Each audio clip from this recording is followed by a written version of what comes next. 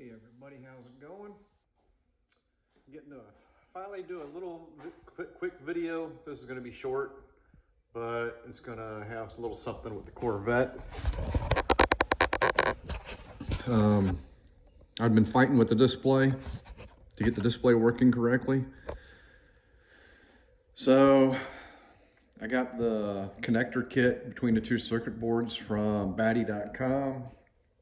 I also got the light bulb kit from batty.com. And a little side note, I have a video coming up on how I do airplane yokes. I don't know if most of you guys will be interested in this, but some of the aviation guys will. These are in base coat. Sometime this week I'll get around to hydro dipping these in a carbon fiber hydro dip, and they will look a lot better than what they used to. I have a couple before pictures.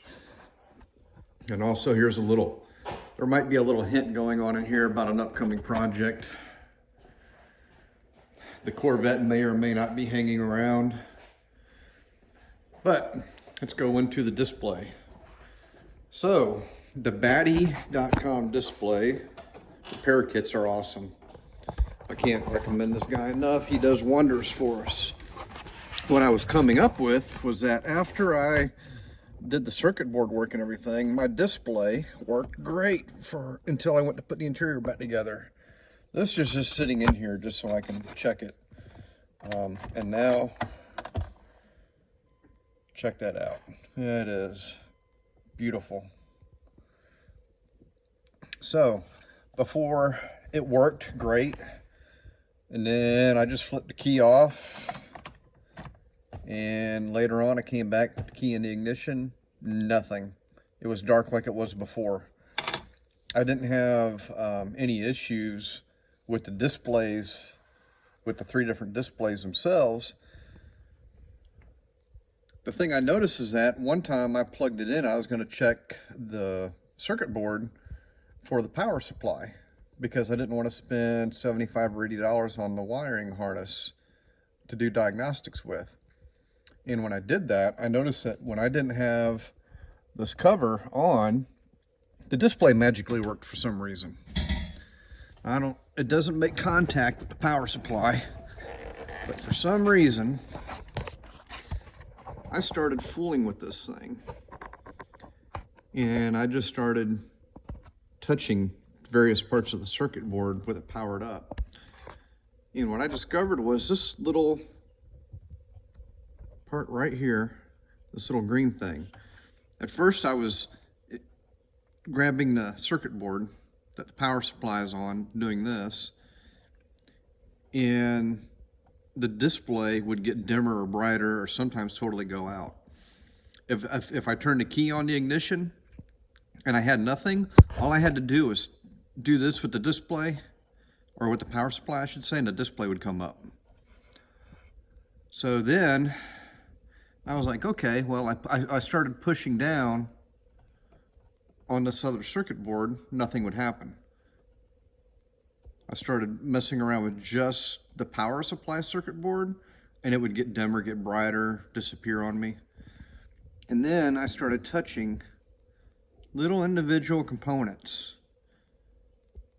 And when I touched this little green sucker, this one right here, I could barely touch it, and the display would get dim, get bright, get dim, get bright. You know, I could touch something next to it, and it had no effect. So I took everything apart. I resoldered the connection points for this little gizmo right here. I don't even know what it is. I'm not a total circuit board repair expert, but I looked for the obvious. The solder joints looked and appeared good, but I resoldered them. I just heated them up, is really all I did. Liquefied the solder and let it cool back down. I also went through all the solder joints where the power supply meets the circuit board, and also, well, where that ribbon cable is on the power supply circuit board itself. And now everything appears to be looking pretty good. So Now we'll put the metal cover back on, install this thing, and see what everything looks like. My dimmer, automatic dimmer works.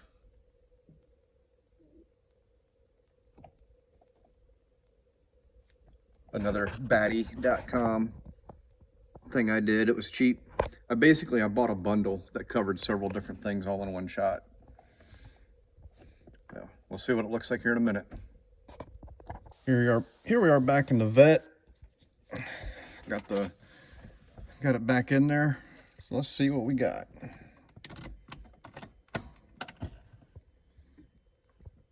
Oh, I've been waiting so long for that. This entire project, I have not had a working gauge cluster. The engine still doesn't run like it should. It's still fouling out plugs, but we got gauges now.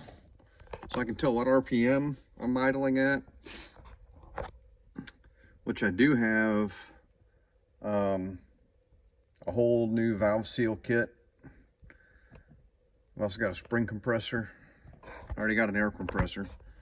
That's really what I think this thing needs more than anything. It's puffing out a lot of oil, and I'm really thinking that's it's either that or it's just running way too rich, which is what I thought initially. Maybe that is the case. But what I smell most when she starts is oil. But, oh yeah. You gotta love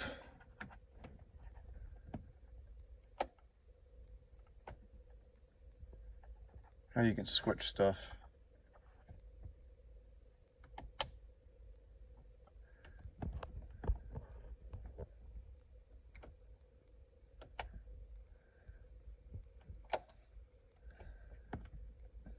These cars are just cool. So yeah, everything's looking good.